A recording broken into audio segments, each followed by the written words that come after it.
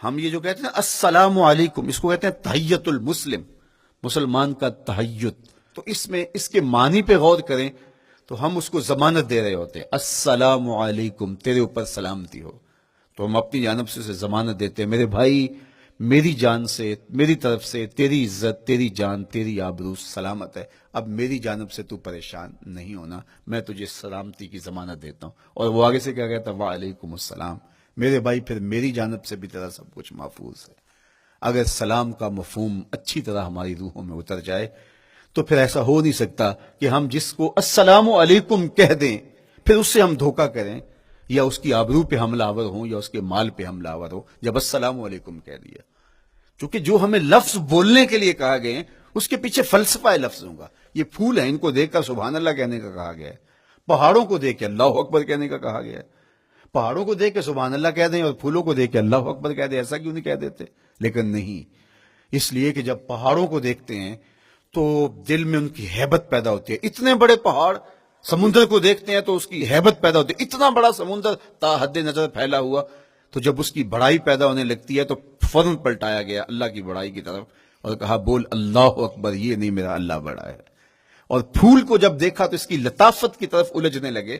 کتنا خوبصورت ہے، درزوں میں کیسے خوشبو بسی ہوئی ہے، کیسے رنگ ہیں، کیسے جمال ہیں. اللہ اکبر. وہ کیا کسی نے کہا تھا نا کہ درزوں کی لطافت میں خوشبو نے اماں پائی، گل چیرنے والے نے کس شان سے چیرا ہے. تو کیا کمال ہے یار، کیا پتیاں ہیں، کیا رنگ ہے، کیا خوبصورتی ہے، کیا لطافت ہے. الجھنے لگے. کہا بول سبحان اللہ، یہ کیا ہے جس نے رنگ بھرے ہیں وہ پاک ہے. تو تیرا دل الجھ نہ جائے. تو جو ہم بولتے ہیں لفظ جہاں بھی بولتے ہیں اس کے پیچھے ایک فلسفہ ہوتا ہے. السلام علیکم یہ تحیت المسلم ہے. جب ہم کسی کو کہتے ہیں السلام علیکم تو اس کو ہم نے ضمانت دے دی، بس بات ختم. اب جو ہے وہ میری جانب سے تو محفوظ ہے. لیکن ہم سلام بھی لے رہے ہوں گے اور ہاتھ بھی کاٹ رہے ہوں گے اور اس کی جیب بھی کاٹ رہے ہوں گے، پھر سلام نہیں لیا، ہم نے منافقت کی ہے. نیکی کرنا بہت اہم ہے، لیکن نیکی کرنے سے زیادہ ہم اپنے آپ کو گناہوں سے بچانا ہے. چونکہ شر کی قوتیں ہمارے ساتھ جڑی ہوئی ہیں، اس لیے اپنے آپ کی حفاظت جب ہم کریں گے تو ہم ایک اچھی صورت میں آگے بڑھیں گے. توبہ تسلسل کے ساتھ کرتے رہیے. یہ تصور کہ بڑھاپے میں توبہ کریں گے، یہ تصور کہاں سے آیا؟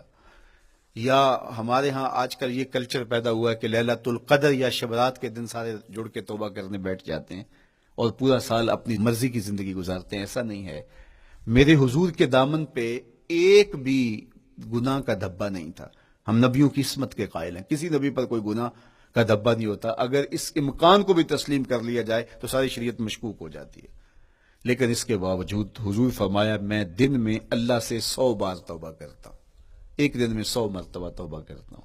میں اور آپ دیکھیں کہ ہم کیا اس معمول کو اپنی زندگی میں شامل کیے ہوئے ہیں. جب انسان توبہ کرتا ہے، جب غسل کر لیتا ہے نا ایک دفعہ، تو پھر وہ بچ بچ کے چلتا ہے کہ کوئی گرد دوبارہ پڑ نہ جائے. اور جب وہ لتھڑا ہوا ہو تو پھر اس کو پرواہ بھی نہیں ہوتی.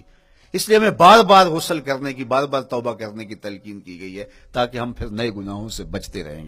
تو اپنی زندگی میں توبہ کا تسلسل کیجئے. شام سویرے صبح بار بار اللہ سے توبہ کی اور رجوع کیجئے. ہمارے ذمے جو حقوق عائد ہوتے ہیں وہ ہمارے والدین کے ہیں، وہ ہمارے بہن بھائیوں کے ہیں، وہ ہمارے دوستوں کے ہیں، ہمسایوں کے ہیں، ہمارے اساتذہ کے ہیں، کلاس فیلوز کے ہیں.